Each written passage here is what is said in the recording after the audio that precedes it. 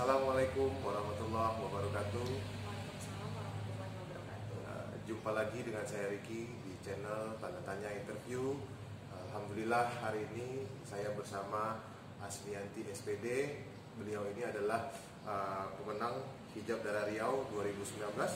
Kemudian juga beliau berprofesi sebagai seorang pengajar, guru di salah satu SD di Kota Pekanbaru. Senang sekali rasanya Asmi bisa datang kemari, walaupun di saat pandemi corona ini ya intensitas ketemu person antar orang itu agak sulit, jadi untuk mengatur jadwalnya juga sulit. Jadi alhamdulillah saya senang sekali bisa mengundang Asmi kemari, walaupun dengan situasi yang tidak memungkinkan, tapi insya Allah kita mampu memberikan informasi meskipun mungkin tidak terlalu lama. Tapi yang saya ingin tekankan di sini, video ini sebenarnya bukan bermaksud untuk untuk disclaimer atau bagaimana, cuman ini hanya bersifat informatif, edukatif. Semoga yang menonton juga merasakan manfaatnya. Gitu.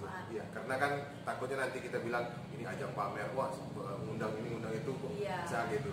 Tapi sebenarnya semata-mata hanya untuk motivasi. Benar. Oke.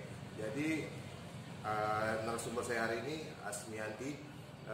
Dia ini di tahun 2019 adalah juara satu pemenang Hijab Dara Riau ya, 2019 ya. Mungkin Asmi bisa cerita awalnya bagaimana tuh bisa ikut itu bagaimana? Nah, sedikit saya bercerita. Awalnya saya tidak tahu itu apa namanya ajang Hijab Dara Riau. Nah, saya dulu pernah ngajar di satu sekolah. Sebelum saya ngajar di tempat sekarang, ada wali murid yang menginformasikan ke saya. Waktu itu saya ngajar TK, dan dia manggil saya itu Bunda. Dikirimnya foto brosur itu tadi, Bunda Ami ikutlah. Bunda Ami kan tinggi, istilahnya dia memuji gitu ya kan. Orang tua ya, orang tua. Iya, wali murid. Iya, orang tua murid. Jadi saya itu berpikir, aduh Bun, kayaknya enggak lah, kata kan. Coba aja Bun, enggak apa-apa ya. Apa salahnya kita untuk mencoba? Jadi saya berpikir, iya juga ya. Dan saya orangnya suka dengan acara ajang seperti itu juga gitu. Dulu udah pernah juga mengikuti Bujang Dara Riau 2019. Oh iya, saya sempat baca profilnya, kita pernah ikut Bujang Dara Riau juga. Nah, tapi alhamdulillah masuk finalis, hanya finalis. Dan ini saya berusaha. Dan akhirnya saya mencoba untuk ikut, itu pun udah akhirnya di akhirnya saya ikut, dan alhamdulillah saya mengikuti. Dan akhirnya di situ kalau ikut Hijab Dara Riau ini lebih berat daripada Bujang Dara Riau. Kenapa saya bilang? Karena di situ kalau kita ingin naik polling itu kita harus berusaha, dan kita di situ harus mempromosikan koran, harus mempromosikan segala macam, dan kita harus lebih aktif di situ pokoknya. Dan di situ ya istilahnya saya bersyukur kenal sama dosen-dosen saya yang baik, dan teman-teman di luar sana yang baik yang telah membantu saya, dan orang tua saya terutama ya. Dan awalnya saya itu nggak pernah ngomong ke orang tua saya ikut ini ya, saya ikut ini. Saya setiap mengikuti ajang apapun, saya nggak pernah ngomong. Intinya saya cuma minta segala sesuatu yang saya lakukan, saya cuma minta doa. Intinya saya melakukan hal yang positif. Karena kenapa saya tidak kasih tahu, Mak, saya mengikuti ajang Hijab Dara ini ya. Nanti kalau gagal bagaimana? Saya nggak mau terlalu seperti itu. Jadi saya jalani, dan ada juga dosen saya itu Pak Bahtiar. Ya, video pertama saya tuh Pak Bahtiar tuh. Iya, Pak Bahtiar, dia itu sungguh luar biasa, berjasa banget. Bu Revita, Bu Novi juga, begitu juga sama yayasan dan Bapak Ricky ini. Luar biasa, sangat membantu saya. Mungkin kalau tidak ada mereka, saya tidak bisa berdiri seperti sekarang gitu ya. Nah, dan dosen saya ngomong seperti ini ke saya. Kemarin mengikuti ajang Bujang Dara nggak ngasih tahu, jadi kami nggak bisa bantu apa-apa. Yang saya awalnya itu segan mau ngomong gitu, tapi setelah mereka ngasih tahu setelah mereka bilang seperti itu sama saya, jadi saya mengikuti ajang hijab darah ini, saya nggak sungkan lagi untuk ngomong ke mereka. Jadi saya minta bantuan. Pak, saya mengikuti ajang ini. Kemarin Bapak pernah bilang bantu dong saya pollingnya Pak, kan like ya Instagram saya. Saya cuma minta itu, tapi akhirnya dia bekerja sama dengan kampus juga, nama kampus saya itu. Saya bangga kuliah di STAI Diniyah Pekanbaru, Sekolah Tinggi Agama Islam Diniyah Pekanbaru. Nah, saya bangga kuliah di sini dan dosennya luar biasa, baik-baik semua. Dan dia itu kerjasama sama pihak yayasan dan membantu saya. Bahkan mereka membantu saya untuk memperbanyak polling saya. Dan saya juga mengikuti Pak Bahtiar ikut dan dia juga ngomong, ya saya cuma bisa membantu seperti ini katanya kan, saya nggak bisa membantu sepenuhnya. Ami mau nggak ikut Bapak keliling ceramah ya gitu, dia ceramah katanya gitu. Oh berarti ada kayak road gitu ya, maksudnya iya. Kayak untuk mencari simpati melalui untuk yang di polling tadi itu juga jalan gitu iya, ya? Iya jalan. Mengikuti ceramah beliau berarti ya? Mengikuti ceramah-ceramah dia. Mungkin masjid di kota Pekanbaru ini mungkin semuanya udah saya jelajahi gitu ya kan. Luar biasa. Pulang kerja saya langsung kontak Bapak, Pak, saya ada waktu, saya boleh ikut dengan kegiatan ceramah Bapak, saya ingin sosialisasi di sana gitu. Iya bisa gitu. Tapi saya bukan pergi sama Bapak aja, bukan. Saya berdua sama teman saya, itu teman saya Livia Nora namanya, dia itu luar biasa juga, teman yang super duper, pokoknya membantu saya di dalam ajang hijab darah ini. Terus mengikuti Bapak, jadi saya yang sosialisasi, teman saya yang bagi-bagikan koran tadi. Nah luar biasa pokoknya di situ. Jadi memang di belakang kesuksesan seorang itu pasti ada orang lain yang mensupport, betul kan? Iya, kan betul. Seperti temannya Asmi, kemudian Pak Bahtiar tadi, gitu kan. Cuma di sini ada catatan yang ingin saya coba tanyakan juga, gitu. Untuk mengikuti ajang seperti itu butuh sebuah keberanian besar, betul ya? Ya karena pertama Asmi sendiri kan seorang perempuan gitu, yang memiliki keterbatasan kayak gitu di sisi langkah ataupun juga gitu. Tapi butuh keberanian besar menghadapi audiens apa segala macam. Saya tahu betul untuk mengikuti ajang-ajang seperti itu butuh yang pertama pengalaman, kemudian butuh yang namanya seperti biasa tampil atau bagaimana gitu. Itu gimana mengatasi yang seperti itu tuh Mas? Nah seperti ini, saya awalnya grogi juga dan saya sempat putus asa juga karena kita melihat di situ, ya Allah apa saya bisa di sini loh, orangnya tinggi-tinggi, cantik-cantik gitu, pintar-pintar gitu, bahasa Inggrisnya luar biasa, sedangkan saya apalah gitu ya, saya apakah saya bisa sebanyak itu penonton kayak gitu ya, luar biasa. Tapi ada pepatah juga, di mana ada keinginan pasti ada jalan. Nah jadi saya berusaha terus, intinya kita tuh di situ jangan terlalu ya istilahnya kan, jangan apa adanya gitu. Apa yang kita kerjakan itu dengan tulus, insya Allah berjalan dengan baik. Terus berapa hari yang lalu saya sebelum jumpa sama Asmi, saya pernah ada baca sebuah postingan, bukan postingan sebenarnya, berita di koran ya. Ya jadi di situ ditulis masalah saya tuh dia mengekspos Asmi selaku pemenang gitu kan.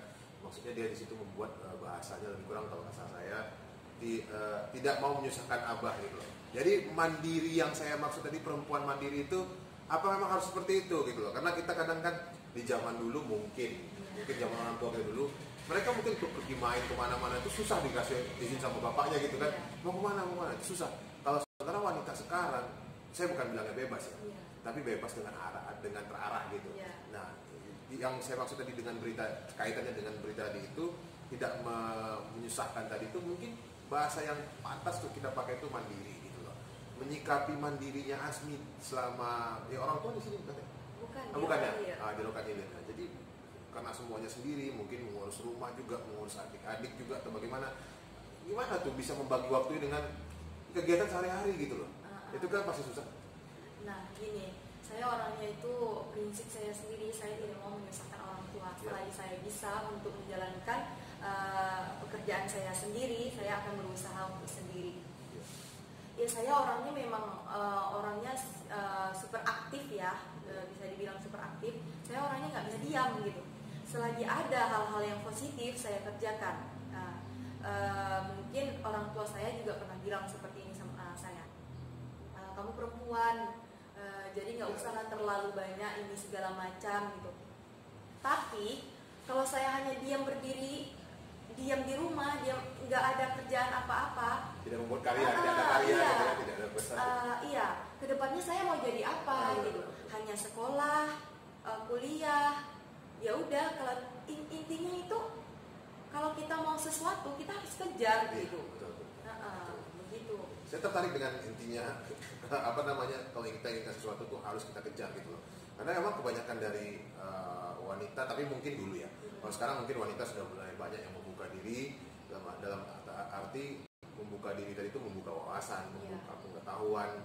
Ya mungkin hal-hal sederhana seperti misalnya seperti memasak saja itu bisa jadi suatu prestasi kan gitu. Padahal itu masakan yang dia setiap hari dia sajikan gitu loh. Nah, kaitannya dengan hijab gitu loh. Hijab ini kan sebenarnya seperti judulnya, sebenarnya saya lupa tadi di awal ngasih tahu judulnya itu kan apa gitu. Hijab itu apakah mengganggu gitu.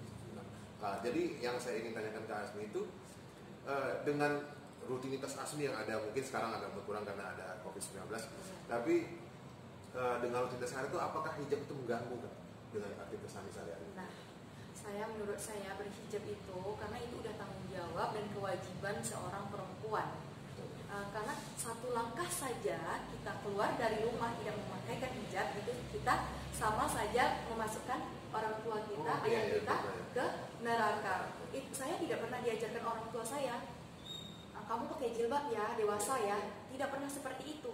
Ya, tapi namanya orang tua pastilah dia mengajarkan hal-hal yang baik. Tapi saya tidak pernah disuruh pakai jilbab ini, enggak seperti itu. Tapi dari diri kita sendiri, dari niat dari diri kita sendiri, kita harus menggunakan hijab.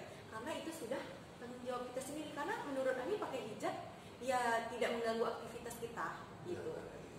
Terus ada satu lagi sebenarnya isu menarik yang betul-betul saya ingin tanyakan ke Asmi gitu. Karena Asmi kan juga seorang juara di Hijab Darah Rio 2019, tentunya mengemban beban yang berat untuk menjadi role model untuk anak-anak. Itu sudah pasti untuk generasi muda terusnya, apalagi generasi muda perempuan ya, wanita Islam gitu. Jadi beban berat tadi itu ya kita harus mencontohkan pribadi yang baik di depan orang, kemudian juga menunjukkan sikap-sikap dan attitude yang bagus untuk orang kalayak ramai yang akan melihat kita keseharian kita ataupun di mana juga gitu.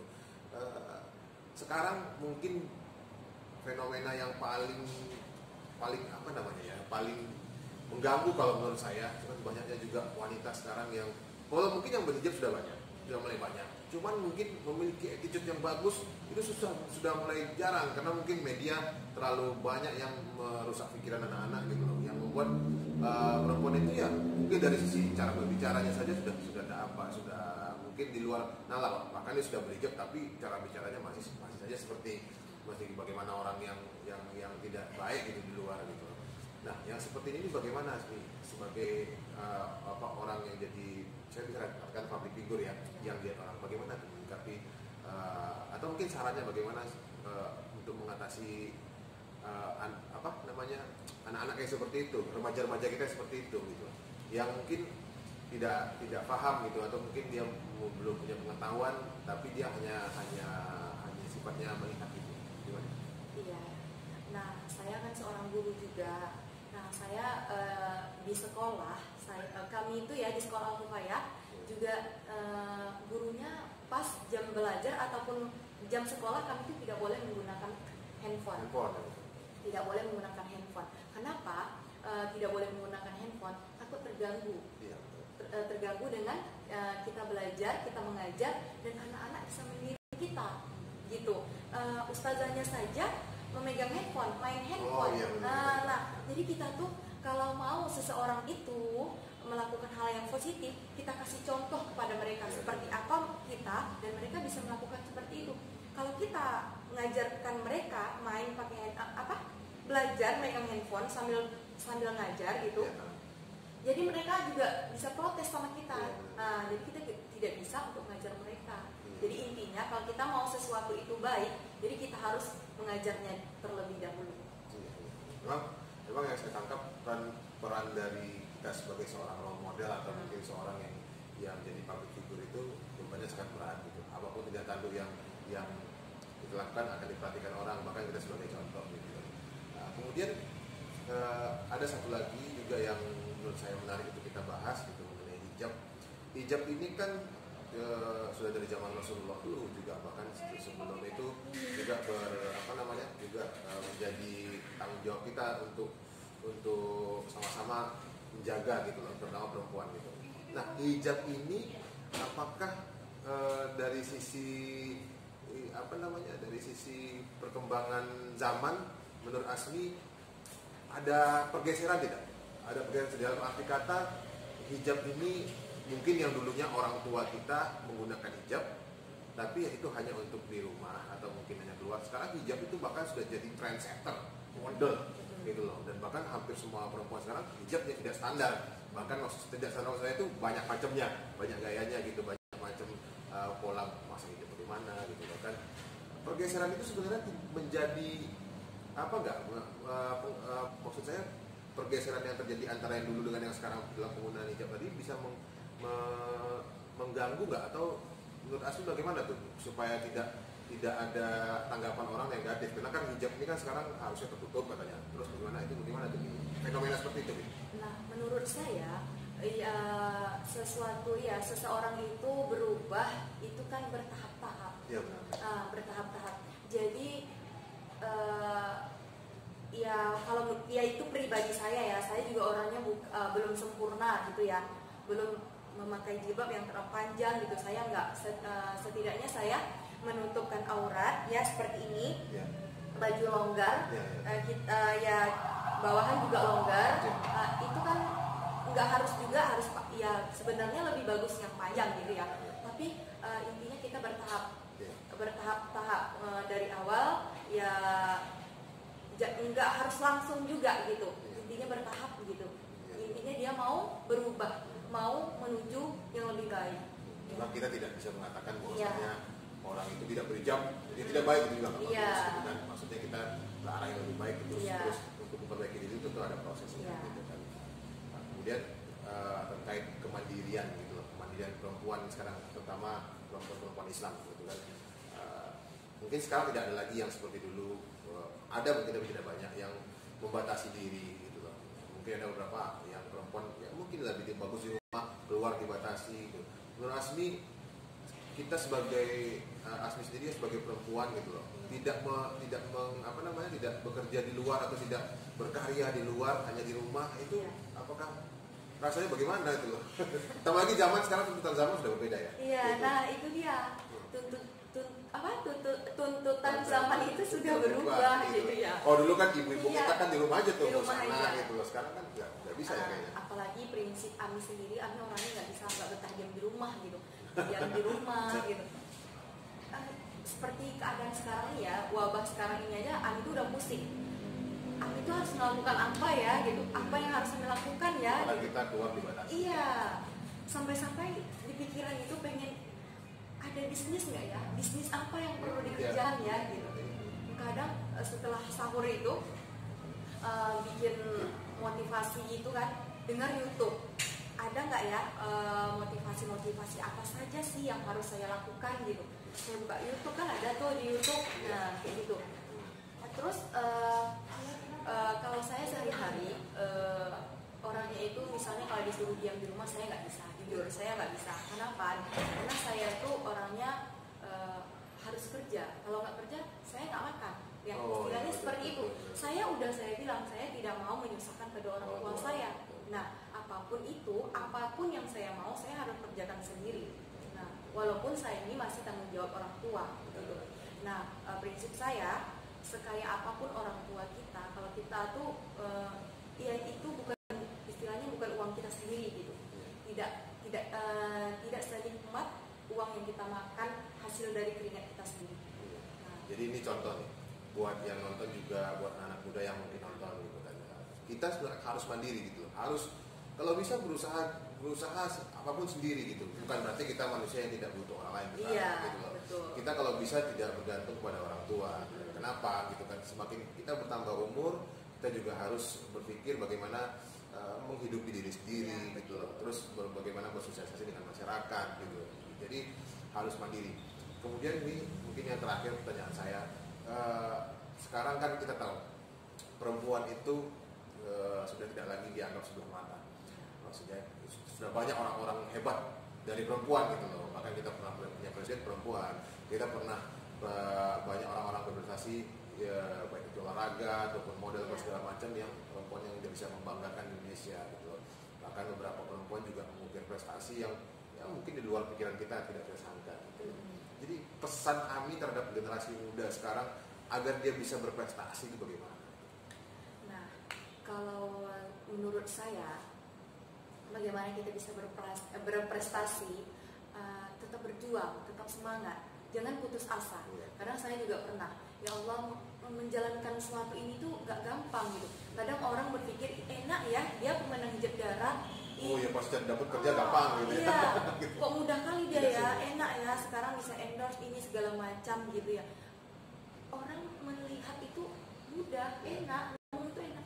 Kita itu menjalankannya itu susah loh, Mbak. Jujur ya. Air mata juga keluar gitu. Saya waktu ngikut yang hijab darat itu pernah dirindas mobil juga loh. Iya, saya pernah dapat cerita kayak gitu ya. Itu. Bahkan sempat sempat dirawat ya. Iya, dirawat. Nah, itu dia. Jadi kalau kita ingin sesuatu, jangan hanya meminta, jangan hanya menampung tangan, kita harus usaha. Nah, jadi kita tahu bagaimana susah payahnya orang tua mencari nafkah untuk kita. Jadi disitulah kita harus tahu. Nah, itu sih kalau menurut saya. Iya. Jadi generasi muda saat itu memang harus dituntut mandiri gitu, harus dituntut untuk bisa berjuang untuk menghidupi diri sendiri juga gitu. Terutama zaman sekarang kan juga udah banyak sebenarnya yang bisa kita eksplor. Intinya itu kita tuh jaga kepercayaan orang tua kita. Awalnya saya juga nggak dibolehin sama orang tua saya. Ke Pekanbaru saya sendiri tanpa ada orang. Oh iya. Nah, apapun saya sendiri. Merantau ya? Iya, saya nggak punya motor. Iya. Intinya niat itu tulus. Terus apa ya? Kita baik sama orang selingkungan, ramah, jangan sombong, ya apa adanya, jangan malu gitu, kerjakan aja apa adanya, jangan istilahnya jangan sok lah gitu ya, jangan pernah malu mengerjakan sesuatu yang halal, selagi itu halal pasti bisa. Soalnya saya belum sukses ya, tapi saya lihat orang yang sukses itu tidak mudah, pasti ada jenjangnya. Bahkan sepahit-pahitnya pernah mereka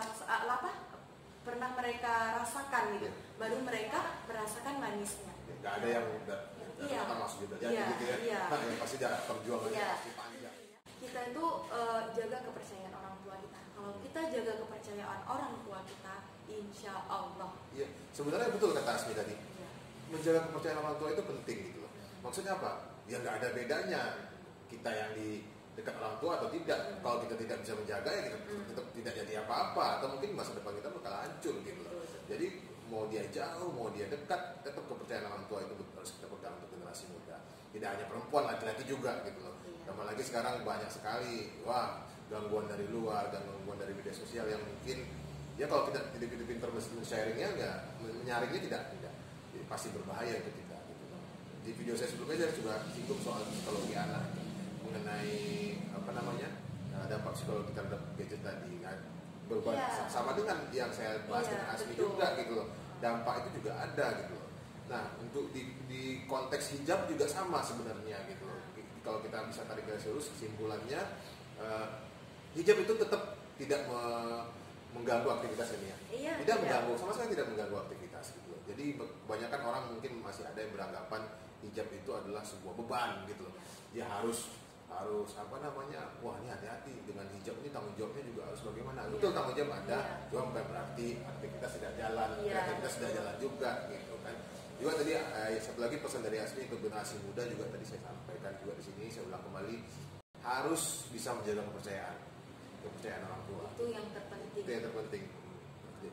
Mungkin kita banyak yang lupa gitu, atau kita banyak yang lalai, mungkin kepercayaan tadi itu tidak bisa dibangun dengan sebentar gitu loh. Sekali aja kita melakukan kesalahan tuh, untuk membangun kepercayaan lagi itu udah susah. Nah, satu lagi, melakukan sesuatu itu bukan hanya usaha ya, bukan hanya usaha, tapi berdoa. Kewajiban kita kepada Allah itu harus dijalankan, bukan hanya ya usaha, bukan. Itu prinsip saya. Ridho Allah, ridho orang tua. Nah itu kalau menurut saya. Ya, berarti segala usaha itu harus diridhoi dulu, gitu. Maksudnya atas ridho Allah juga, atas ridho orang tua juga, barulah dia nanti jadi sesuatu berkah dia jadi usahanya, gitu. Itu yang aslinya dilakukan di kehidupan dia sehari-hari, bahkan dia bisa sampai di tahap ini, gitu. Halnya tidak mudah, tapi saya percaya yang nonton nanti pasti bisa lakukan hal yang sama dengan Asmi. Mudah-mudahan bisa jadi berprestasi juga, bukan hanya perempuan-perempuan, laki-laki juga. Yang pasti perempuan tidak boleh membatasi diri, terus di zaman seperti sekarang gitu. Tapi tetap harus jaga diri. Iya. Kalau menurut saya itu ya, jaga diri itu penting gitu loh, karena perempuan itu kalau bisa dikatakan dia itu sebuah negara itu akan hancur. Iya. Saya lupa itu pepatah dari siapa sih, atau sebuah negara itu akan hancur kalau perempuannya hancur gitu. Iya betul. Betul, itu ada saya pernah dengar itu kalau nggak salah. Gitu.